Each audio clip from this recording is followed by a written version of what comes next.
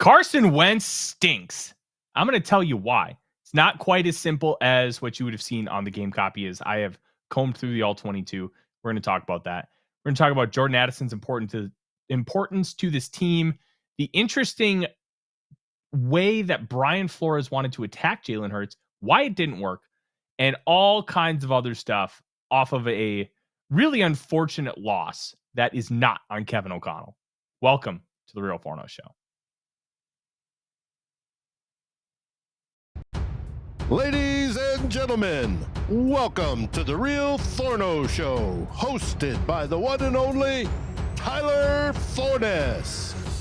A to Z Sports sought him out to be their Minnesota Vikings reporter and NFL analyst. And he's a proud contributor over at SKOL North's Purple Daily. Tyler is also the captivating host of The Good, The Bad, and The Hungry on the Voices of Wrestling Podcast Network, and a founding member of Vikings First and SKOL.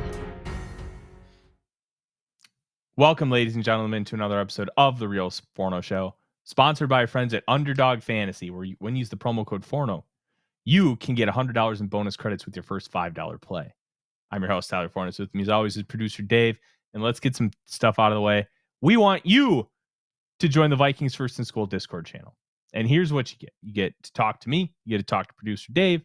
You get direct lines of communication. And when you're a member of the YouTube channel, whenever we hear rumors, usually me, but Dave sends me stuff too. Hey, maybe he'll throw in something really cool about bourbon, or he'll hear something about an NFL trade. You never know. Whenever we hear stuff, we put it in that channel, and it is members only. The only way you can get access is by becoming a member on this YouTube channel and then linking it with your Discord. You can ask Chuck, Jason, Big Rail and Dad, all in the chat. They took care of it. They all said it was easy to figure out. Come join us. It's going to be a lot of fun, especially when draft season comes around, because I am going to be posting a lot of clips. We're going to be talking about a lot of prospects, and it's going to be a good time. Dave, yesterday sucked. Okay. How was your bourbon yesterday? Because that's about actually the scotch was extremely good. Mm-hmm. Extremely good. This is an interesting. Yeah, too much of it. I love. Hey, I don't blame you. Interesting thing, Mr. Pink. I don't know if I've seen Mr. Pink in the chat before. Welcome. He has been. Okay. Mr. Pink says Patriots will trade or give major trade package to acquire Jordan Addison before the trade deadline. I actually think that's true. We'll see. I don't think the Vikings will budge, but they this came from Albert Breer, I believe, on a Patriots pregame show on Sunday. And Albert Breer, Sports Illustrated, he's like their number one insider reporter writer. But I believe he is a Boston native, and he lives in the Boston area. So the fact that he's the one who reported it, I think gives it credence, because, well, it's Breer. Breer's not going to blow smoke out your ass. He's going to report, everything that he hears. So I do think that that's true. Will it happen as far as the Vikings trading him? No, I don't think so. They love Jordan Addison. I don't think people understand the importance of Jordan Addison to this team. And by people, I just kind of mean the broad spectrum, because we give Kevin O'Connell all of this really, really, we gas him up a lot, and we should, because he's a phenomenal coach and play caller. But at the end of the day, you still need the dudes to be able to enact it. And having Jordan Addison allows you to be able to thrive without Justin Jefferson getting a lot of targets. He allows you to do things because of Justin Jefferson. And there were a couple plays. There's one I had it scheduled. I had to just post on Twitter where Addison's on the backside. This was right after that screen. This was actually the interception play, Dave, where Carson Wentz is rolling out to the right and chucks it deep. Addison's running a post on the backside, so he's on the left. And TJ Hawkinson is, it's a 3-by-1 formation. So Hawkinson's with two receivers on the right. The receivers on the right run like a whip route and an out route. Oh, that doesn't matter so much. What What's really interesting is the backside progression, because Jordan Addison's running that deep post, which is against single high, probably isn't going to work. But what he does is, this is where you can take advantage of like cover 3 match rules, where match rules are, hey, there's nobody behind you that you see, you follow the guy. That I may be a little off in how I kind of relaying that information, but you follow the post. So what Hawkinson does is he chip blocks, and then he runs a leak route, which looks like a drag, and then all of a sudden it turns into a wheel route up the sidelines. We've seen George Kittle, Travis Kelce, those guys run that route to perfection over the course of time. And by running the leak route, that just fills in the void left by Addison. So it's a really cool route combination. Unfortunately, Carson Wentz bails an okay pocket, but it wouldn't have stayed clean long enough for that to pop open. But that's going to come at some point. And that's what Jordan Addison can give you, because is Jalen Naylor going to be able to sell that threat nearly well enough? Probably not. And I really think that Addison's importance is incredibly crucial to what this team is, Dave. And but does it depend on the price? That's where I'm getting to. Yeah. So for me, if you were to move Jordan Addison, I'm not saying it would take 2 firsts, because I think 2 firsts is too much. As from a value perspective, when you look at other wide receiver trades across the league, I don't think he fetches 2 firsts. George Pickens would have fetched a first if he wasn't a bozo off the field. He's a bozo on the field. George Pickens is the most unique player I've ever seen in football. But Tyreek Hill got a first, second, and like a few day 3 picks. Devontae Adams got a first and a second. Both of those players are better than what Jordan Addison is when they were traded, but they were also significantly older, so maybe it skews a little bit. Roy Williams is probably the closest comp I can think of from a young player that was traded. Odell Beckham Jr. got a first, a third, and Jabril Peppers, who was a former first-round pick. OBJ is better than what Jordan Addison is, as far as comparing what they were then and what they are now. But I don't know. If somebody offered me a first and a second for Jordan Addison, I'd have to sit and think about it. I would really have to think about it, because that's a significant amount of capital. Anthony Tollison brings up first, second, and Kayshon Boutte. I don't know if they trade Boutte, because he's got a really good rapport with Drake May right now. Like, they are cooking with gas. So they may want to keep him to continue building that wide receiver core, where Boutte would be the number 2, and then Addison would become the de facto number 1. And then Diggs can just be Diggs until he just falls off a cliff. So we're going to put a pin in that. I do think that the Patriots are going to be uber aggressive to get that wide receiver to pair with May. I don't know if Addison's going to be that guy. We'll see. But this game as a whole, Dave, was so incredibly frustrating. When you aren't kidding. My wife and I were watching live, and I've kind of toned down like the emotion behind when I watch games, because so much of what I do now, I have to be analytically minded. I have to be an objective analyst, where I can't really just enjoy the game in the same way anymore. And I remember first getting in the business, everybody warned you, oh, you're going to lose some of your fanhood that way. Like, nah, that won't be me. Yeah, it becomes you. But that's not necessarily a bad thing. I still enjoy Vikings wins. I'm still pissed at Vikings losses. And I think because I'm such a fan, that gives me an advantage over other reporters and analysts, but it also can be a deterrent at the same time. So it's a mixed bag. But my wife is not an analyst.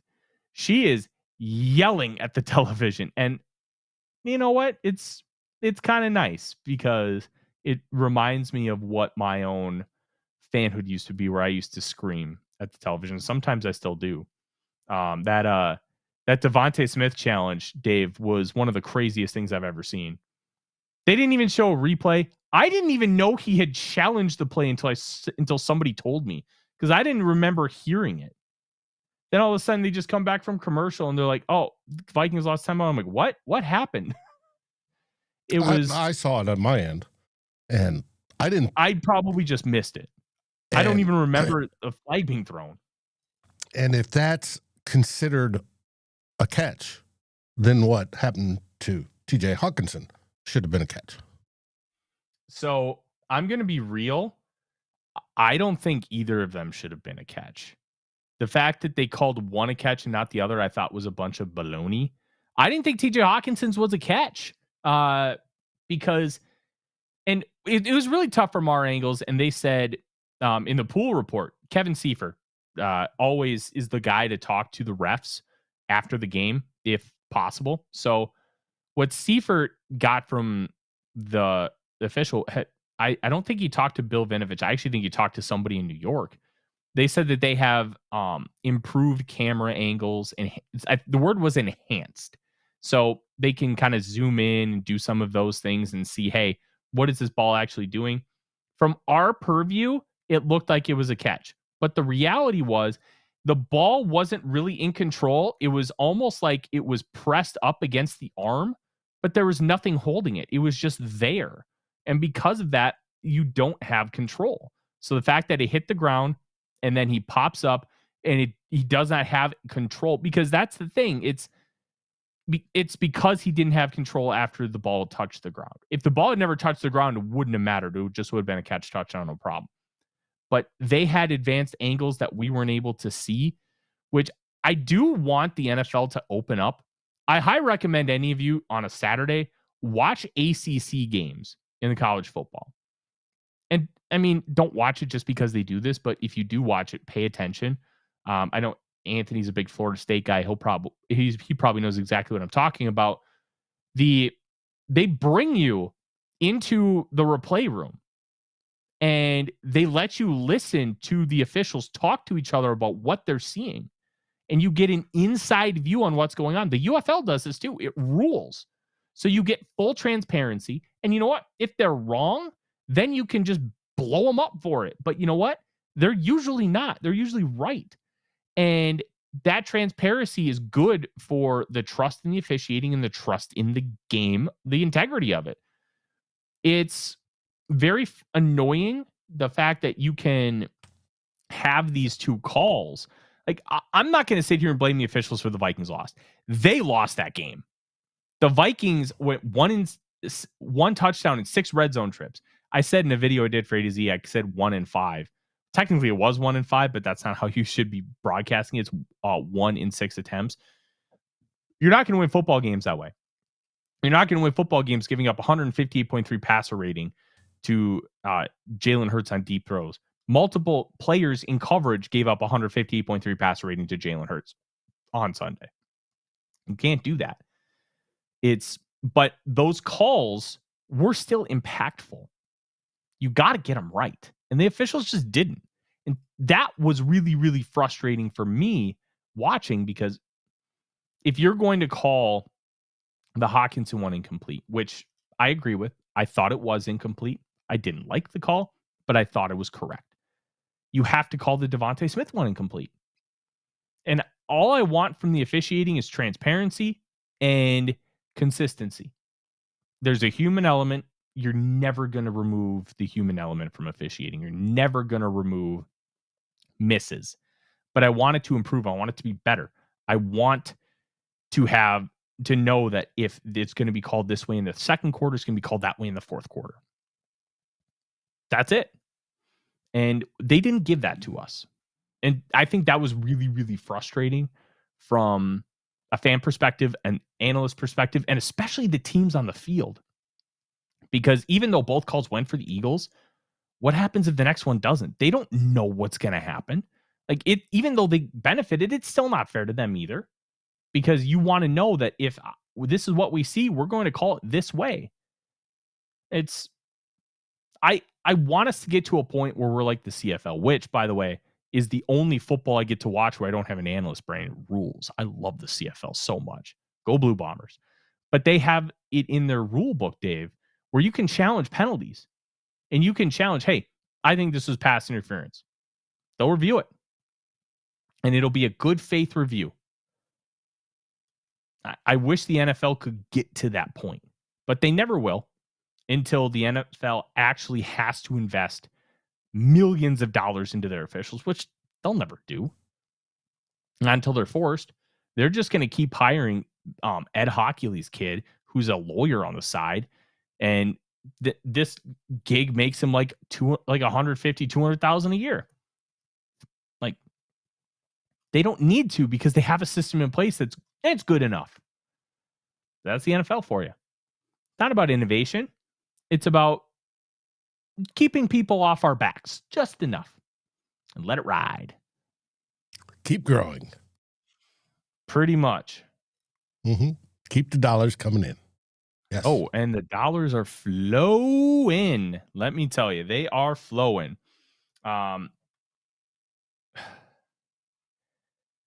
Somebody, Skywalker McCarthy asked a question a little bit earlier. I want to make sure I get to it.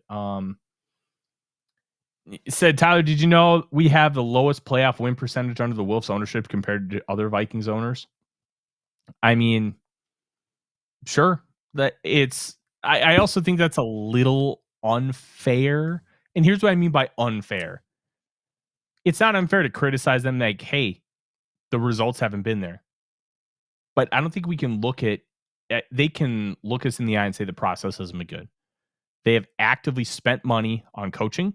They've actively spent money on improving facilities. They have actively spent money on proper medical care, more than just the basic median.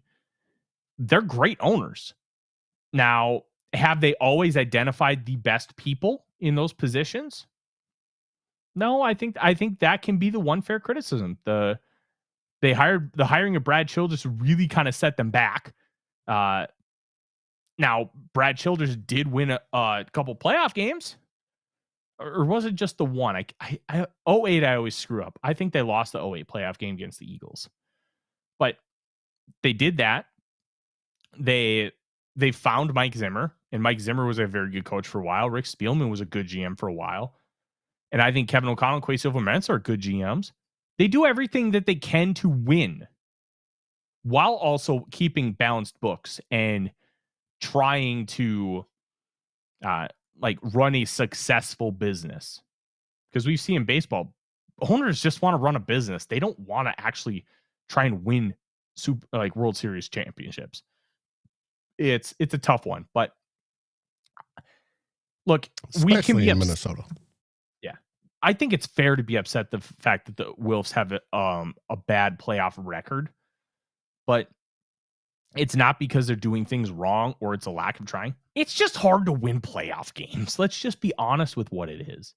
It's very hard to win playoff games. And I think that their process in trying to get there, and I think that's going to be our segue into kind of the Carson Wentz, JJ McCarthy discussion, because process is such an important element here, Dave. I keep having this ear cracking. I hate it. It sucks. But process is the most important thing. Good process will lead to good results. If you had available to you a jackhammer or a spoon, which would you rather try to get out of prison with? You're going to take the one that gives you the best process, the jackhammer. I mean, that's assuming you can get away with having all that noise, but you want to do the smartest option. And the smartest option is continuing good process. And the Vikings have used good process in so many different ways. And I think the process of how they selected their quarterback situation this year, it came under fire a little bit this weekend. And I think it's a very frustrating one across the board, because the way things have been laid out, I don't think has been fair to the Minnesota Vikings. It's, you could have had this and now you're starting Carson Wentz. Okay. It's really hard for me to take people seriously when it's the conversation. And this came from a national media member. Used to work for the NFL. The Vikings didn't want Aaron Rodgers because of what Aaron Rodgers represented. Aaron Rodgers represented, hey, we're benching JJ McCarthy for a year and just trying to win with Aaron Rodgers. They didn't want to do that. They know what JJ McCarthy can do. They believed that he was going to be 100% ready and ready to take the world by storm as the starting quarterback. So they said no to Aaron Rodgers. They tried to bring back Sam Darnold and Daniel Jones. In fact, The Vikings offered more money to Daniel Jones than the Indianapolis Colts did. They both chose to leave because they saw the writing on the wall that J.J. McCarthy was the guy. And even though we're here, we're just a little bit away from, hey, we're getting the hook. This is the guy. So they smartly made decisions to go elsewhere, but it wasn't because the Vikings didn't want them back. Now, they could have offered Darnold more money. For Jones, it wasn't about the money. Darnold just had a great year where he made the Pro Bowl. He knew he needed to capitalize on it, and he did. He got a big boy contract from the Seahawks, and it's going great for him. Like, it's hard to not be happy for Darnold after everything that he dealt with. Now everything is starting to really come around for him. But Jones needed to rehab his career. Getting benched was just going to put another nail in the coffin. So he goes to Indy, and they're 6-1 and arguably the best offense in football. So nobody can blame them for making the decisions they made. Now, when you look at what they did for the backup quarterback job, once those decisions were made, I think that's where the criticism comes in. Because, and you know what? I'll be the first to admit it. I didn't think the backup QB mattered that much. And to a point, I still don't. You're not going to get this great quarterback as a backup. This isn't 1995 when you can basically have two starters on your team. Like, I'm not saying the quarterback play was better, but after you got through like the top 10 guys, you started to get a lot of samey kind of quarterbacks. And you could have like a Gus Frerotte who could come in and win 8 games in a season because he's a good quarterback. He understands how to run an offense. He understands how to attack down the field. And he's got an arm and the guts to do so. You're not finding those guys anymore. Those guys don't exist. The only guy that kind of exists in that way is Nick Mullins, and he's volatile as hell. Fun? Oh, Nick Mullins' games were fun, but they were very volatile. You're not finding that guy anymore. Those guys don't exist. So once those guys are off the board, Jacoby Brissett's off the board, you're kind of left in a wasteland a little bit. So the Vikings kind of played it cool, so to speak. They were patient. They were waiting. They were like, okay, what are we supposed to do with the backup quarterback spot? They did meet with Wentz back in March. Wentz decided to hold out. And I don't think he was holding out for money. He was holding out for, Teddy Bridgewater knee injury happens. I'm going to go there because now I'm going to get to start. That was the thinking. And, well, guess what? It didn't happen. Sam Howell, the Vikings traded for him, which was a very good trade. You moved down 30 spots in the 5th round, and you get a backup quarterback who made a lot of sense. He was inexpensive. He had a lot of starting experience. And, hey, there's major flaws to his game, but he can do enough to win a game or two if you need him to. Well, then he was just atrocious during camp. Throughout the entirety of camp, he was bad. So they were able to trade him. And then they got Carson Wentz off the street. And Wentz is what he is. There's some real bad on that film. And if I were to put, I don't know if I said this on the post-game show, Dave, which I recommend you go listen when you're done here. Like 60% of that loss is on Wentz. It's bad. Dave, the tape is real bad. The first drive alone, Wentz blew like upward of 3 touchdowns. 3 touchdowns. That, one of them wasn't his. One of them was Blake Brandel's snap. Blake Brandel's snap, you could argue that Addison would have been open up the middle of the field on like a post. The ball would have to be thrown kind of upfield because Reed Blankenship looked like he was kind of sitting on it, but I think you could have made the throw. The Jordan Addison deep ball where he just inexplicably threw it at the sideline. You got to just throw it on him. Make him wait for it. It's okay. That could have been a touchdown if thrown well. And then the one in the flat. That reminded me a lot of that Stephon Diggs 2-point conversion from the 2018 tie, where Diggs went in motion a bunch, and then he puts his foot in the ground and starts sprinting back out to the left, and then Kirk Cousins hit him. Easy 2-pointer. They had that, but Jefferson was on that side, and he starts running a post, and a defender carries.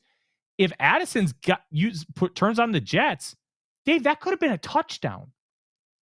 But and this throw was so easy that if you were to go to the local high school and ask the JV quarterback to make this throw, he will and he can.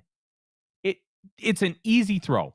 You can lead a quarterback to an easy play, but you can't complete the throw for him. And that was, to me, the biggest reason why the Vikings lost this game. Carson Wentz is just not an NFL starting quarterback. The offense is built around his weaknesses right now. It is not sustainable. The one that really drove it home to me was the one where it was the backwards lateral on like the first or second down. The throw itself stunk, but it was the concept that was just like, okay, we're basically running a baby offense and it sucks. So on the front side, the near side, you have Justin Jefferson. He's running like a little slant glance route. He's going up about 4 or 5 yards and then cutting inside. That's not open. So when that's not open, there are no other reads other than you throw a little swing screen on the backside and you already have guys blocking.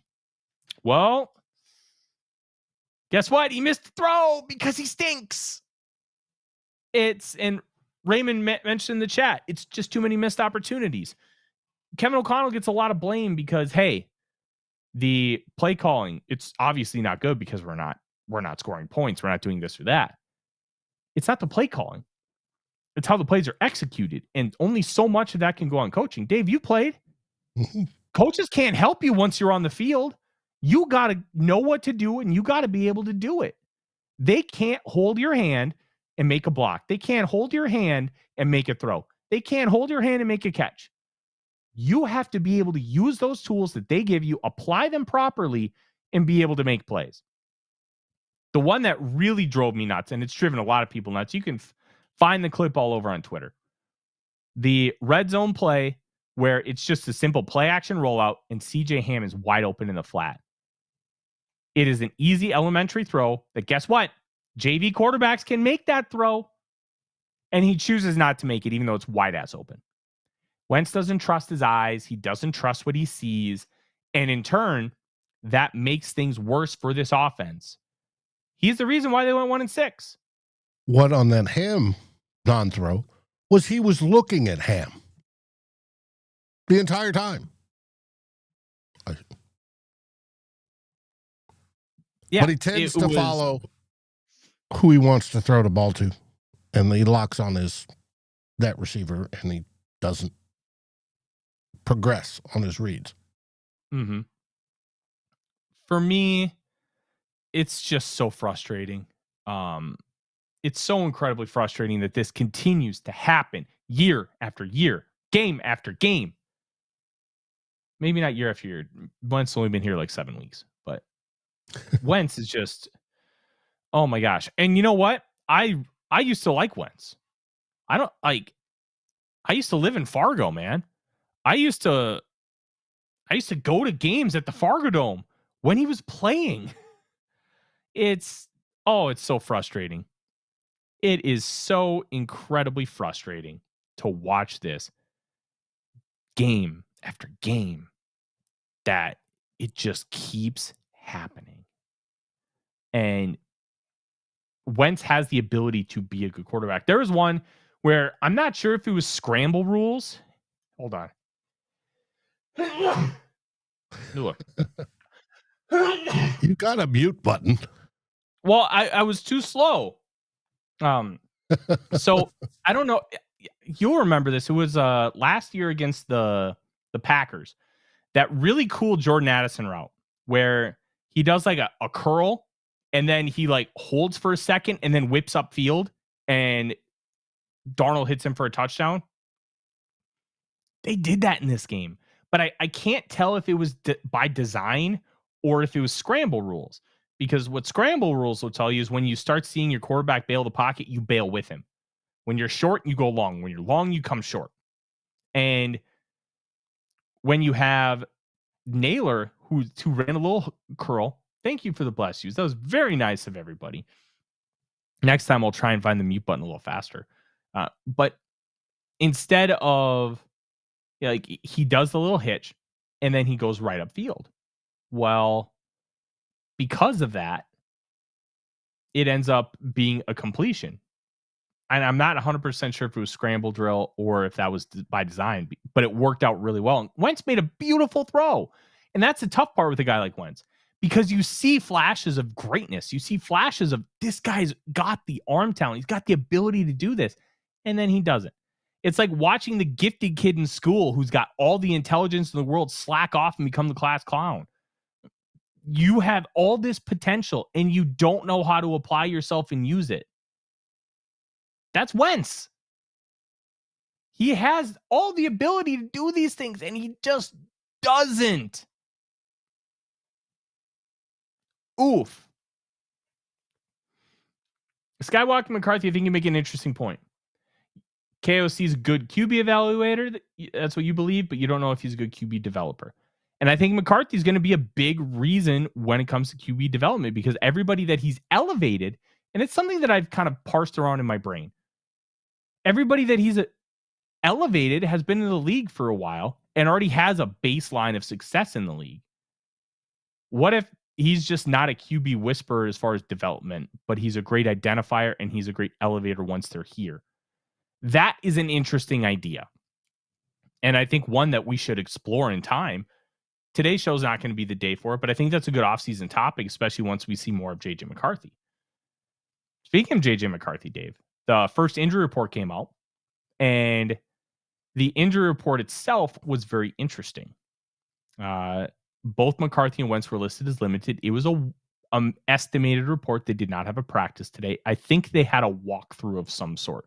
So remember, they play Thursday night, and I'm curious if this is going to be how Kevin O'Connell makes the switch, because Wentz got beat up. They even made note, they showed him like kind of mess with his shoulder and like grimace during the course of the game. I'm curious if this is going to be what Kevin O'Connell uses to finally just go with it and be like, all right, tough. McCarthy, you're in. Let's do it.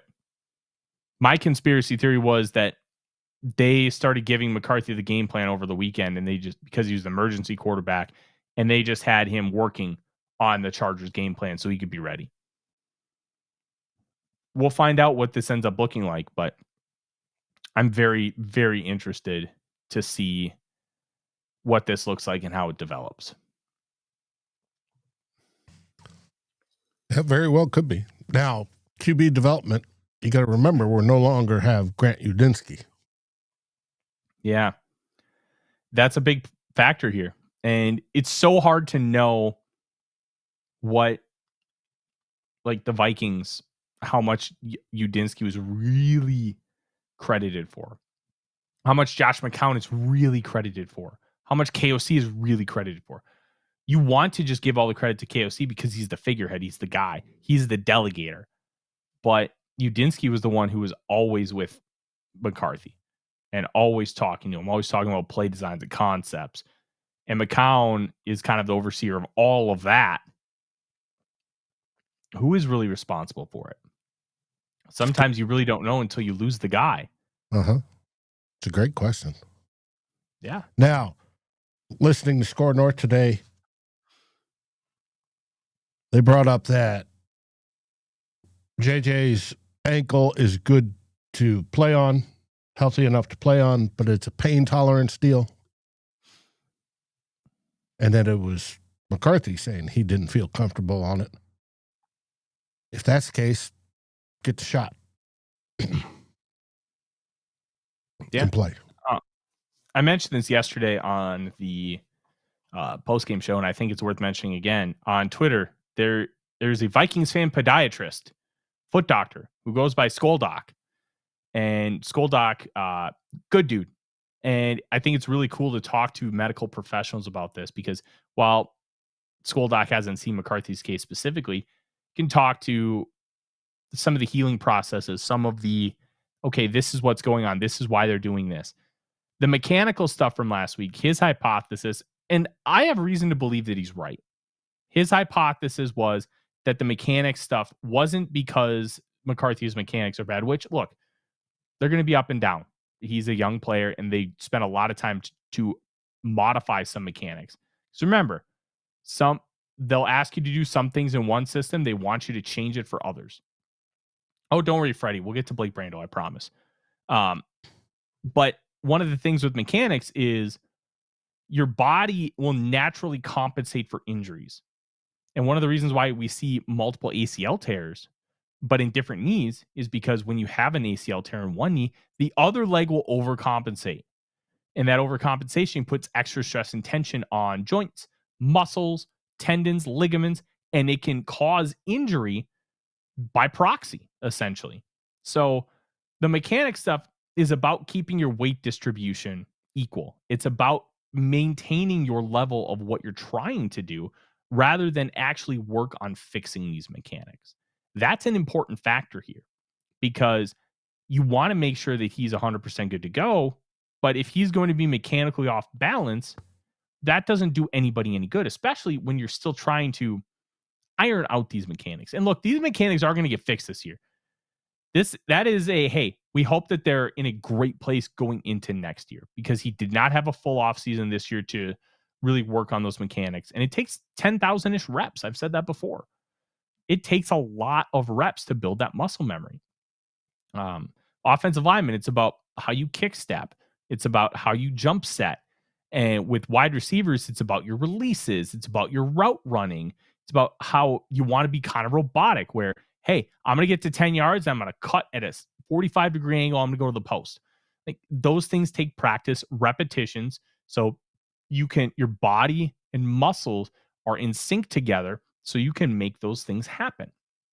That's the same thing with quarterback play. But when the injury itself changes some of that weight distribution, changes some of that footwork, you want to make sure that you're still doing the right process. That's a big thing.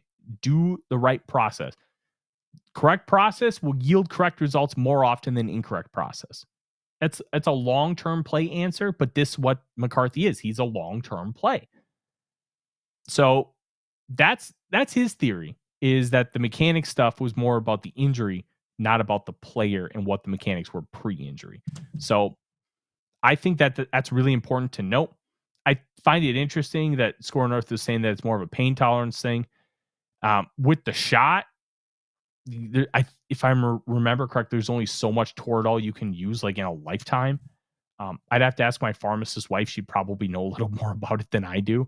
But if he wasn't comfortable taking the shot, like, I mean, I can kind of understand it. Well, then you start Max Brosmer. I think they're intentionally trying not to start Max Brosmer. Oh, my I theory, guarantee that, but yeah, I mean, I would rather watch Max Brosmer even if he's bad. But the thing is, if you really believe in Max Brosmer, you don't want to put him in a situation where he can fail. And by putting him out there against the Chargers, you're asking him to fail because he's a UDFA. He shouldn't be starting in year one. And I think even though I loved Jaren Hall and I thought the world of him and I thought he really could be the guy, you know, hindsight is 2020. Maybe you shouldn't have started that week 17 game on New Year's Eve in prime time. Maybe that was a bad idea, but they were in such a dire situation anyways. I don't think it didn't matter that much, but now Jaren Hall's out of the league and that really sucks. I loved Jaren Hall. I thought with good development, he could be good, but there were a lot of things that ended up happening that kind of curtailed that, which it is what it is. Let's see. Couple other things that I want to talk to. I don't think we're going to get to the defense today. We'll get to that later in the week, I think. But I think we have to talk about the offensive line. Blake Brandel. Blake Brandel was atrocious. He was awful. We can talk about the snatch trap hold. I know why it was called. It's because even though he came down and he did slap the hands, in the process of getting down, right arm only gets the hands. That left arm is pulling that jersey. Left arm is straight pulling it. That's why they called it. Is that a fair call? I think that's up to interpretation based on offensive linemen. I can already tell Dave's getting riled up right now. But Dave's a former offensive lineman, so that plays into it. But here's the thing. If he would have had the jersey on the inside, they're not calling it. He had outside the shoulder pad. He was grabbing that side number on the pad. You can't grab that. And that's why they called it. And I think we can go back and forth on whether or not it was the right call. But the reason why they called it is they saw the grab. To soften his fall to the turf. He was being a humanitarian. You know, if you'd have me there if he was pulling up, Dave. If he was pulling up. he was not him down. He was not treating him like your mom when you're a kid trying to wake you up for school by opening the blinds. No, it was a ticky-tack call. It should not have been called. The dude tripped, and he had his hand there, which is a legal spot to have it, but it just came down with him, and that's what they called. And I thought, nah, that's bullshit. You could call holding on every single play if you look hard enough. No, it was bullshit. Yeah. But he played horribly. He got burned numerous times. Besides his launching the ball over Wentz's head. You know what I found interesting on that interception, the Jalen Son pick six, which SKOL, Eric, thank you. One of the big things with that pick six was Jalen Son, the defensive end, simulated pressure. He drops back right into the zone where Carson Wentz throws the ball. Jalen Carter blew up the play. But what I found really interesting about the play is if you go back and watch where Jalen Carter's lined up. So he's over the ball, but he's about a good half yard to a yard behind the ball. So he's got his hand down, but he's so far back that when he goes forward, that's where the win comes in, because he's got enough space to eat where he baits Blake Brandel to his right and then swims and goes over to the left A gap. And that's how he ends up getting the win. I don't know if he does that normally, but that stood out to me as a really interesting way to win, because he lined up with his hand in the dirt so far behind. It was wild to me. But you know what? You can't deny the results. It worked. And Brando had 6 charted pressures, including a sack given to him. But it was rough. I didn't think that they should make him the starting center this week. I thought it should have been Juergens. My biggest reason for it was you want to see more from Juergens because you think this guy can be your starting center. Brandel, I did not like devaluing the fact that he's your best utility offensive lineman just because he had one good game, which I did think it was good. I thought his PFF grade of 41 was unfair. But when you look at the entirety of work, man, I don't know how they didn't pull him. He was out for a little bit, but I was told he had a helmet issue. They didn't pull him from that game, Dave. They just kind of let it ride. I thought Juergens finished the second half. I don't think they pulled him. Now, I do have PFF up. I do have the preliminary grades, and Levi Drake Rodriguez and Jalen Redmond had high 80s. They got dropped into the 70s, by the way. 89.7 for Levi Drake, 79.2. And then Jalen Redmond dropped from 88 to 62.7 upon rewatch. Let's go to the offense.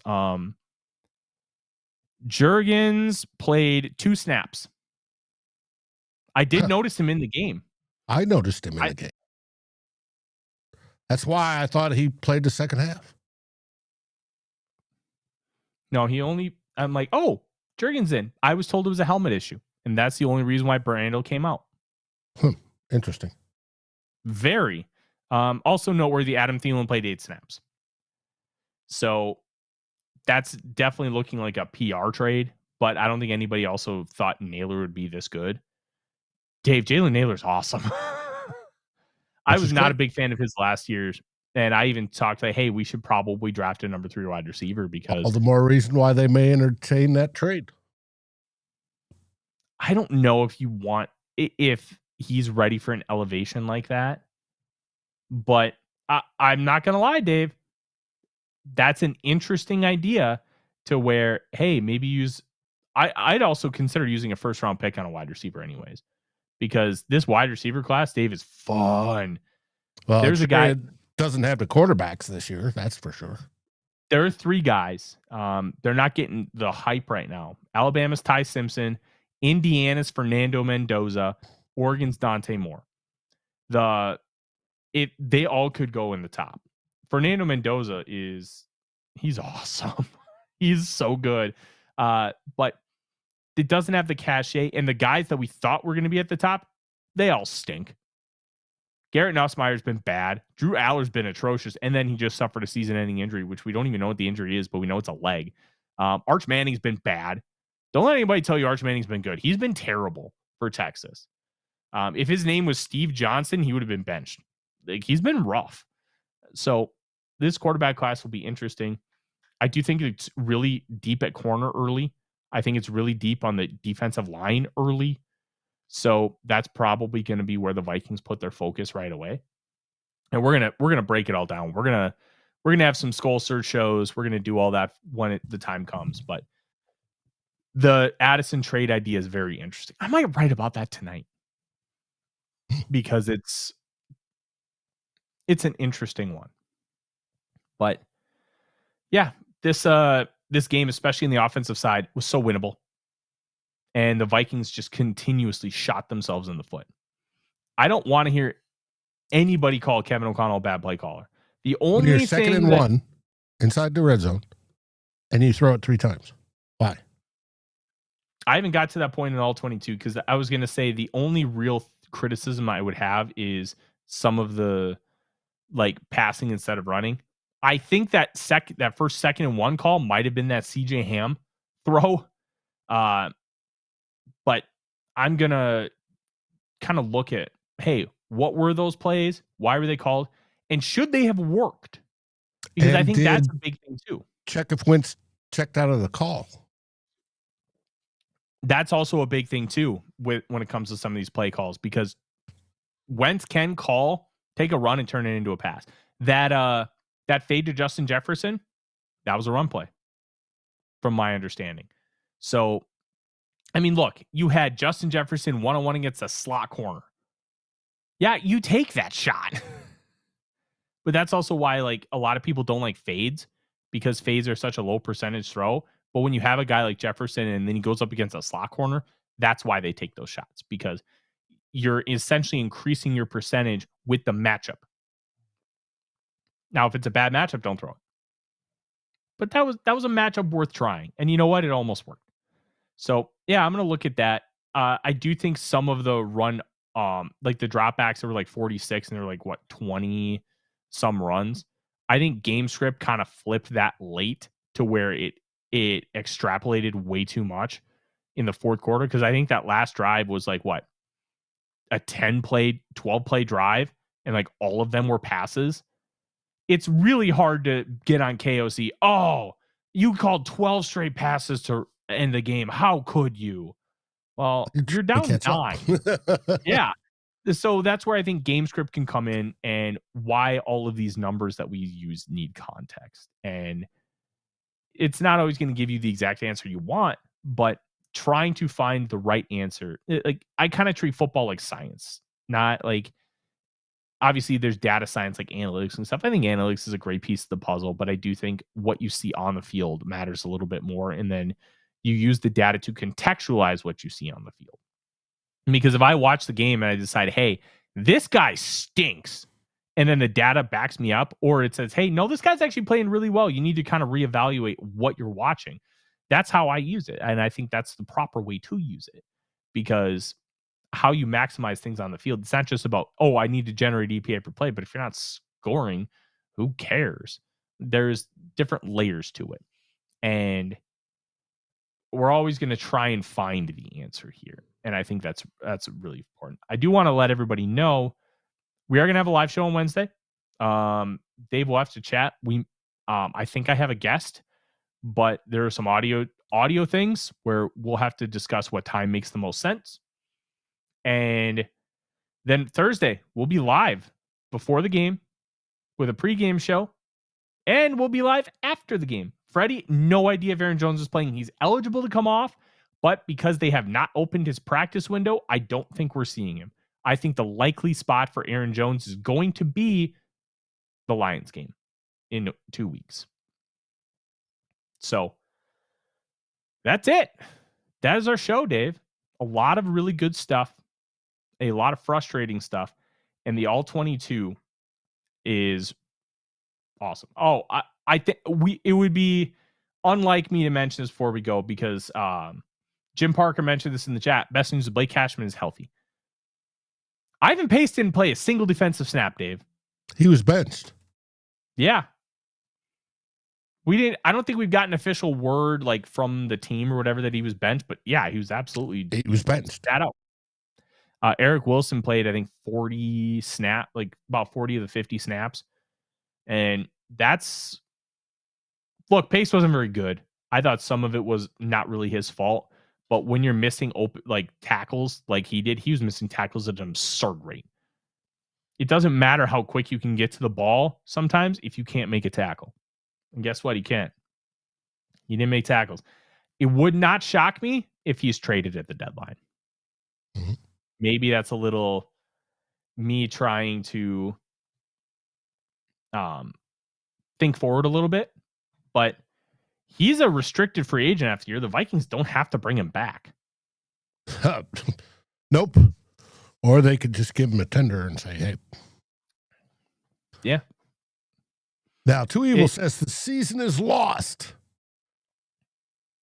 We're 3-3. Yeah. We're 500, and there's still time for that Disney story to come in and rescue us.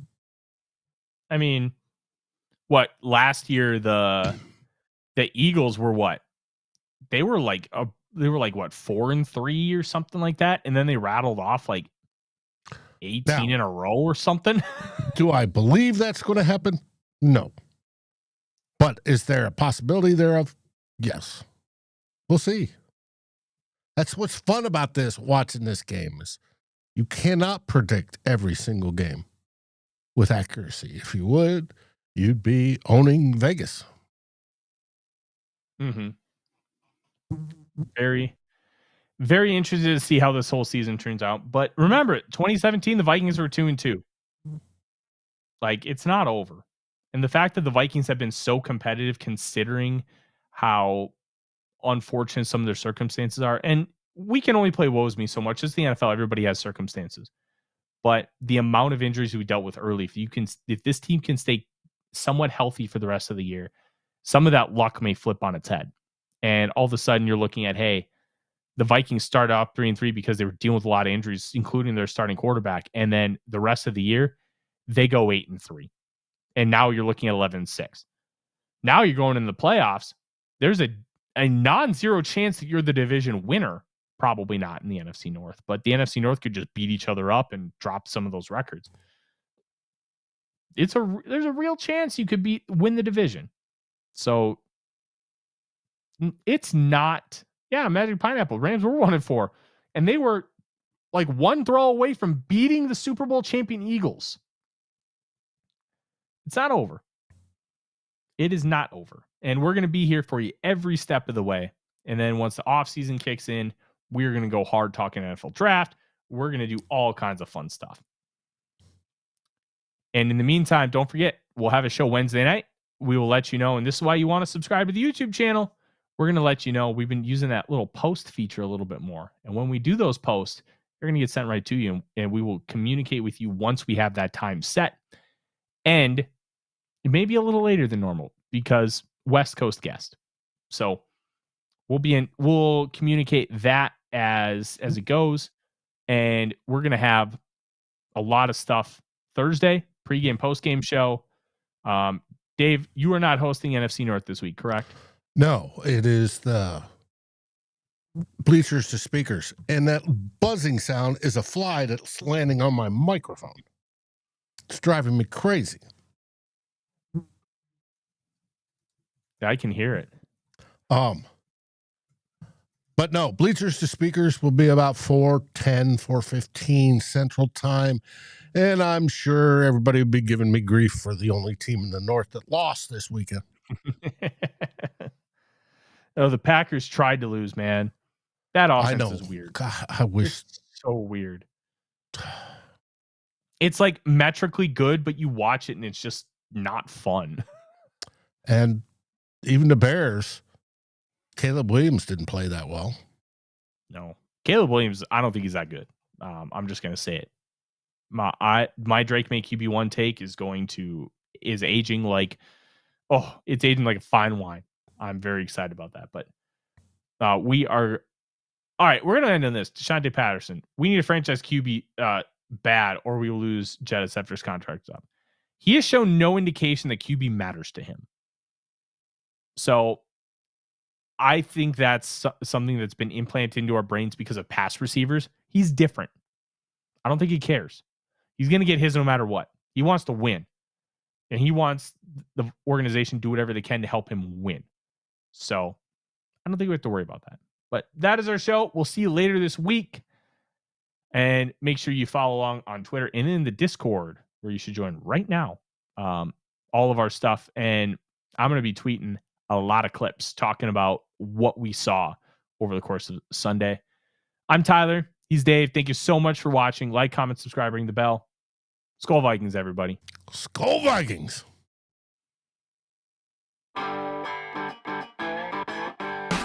Like, subscribe, and ring the bell to get notifications. It helps us grow this community that we all love, our Minnesota Vikings.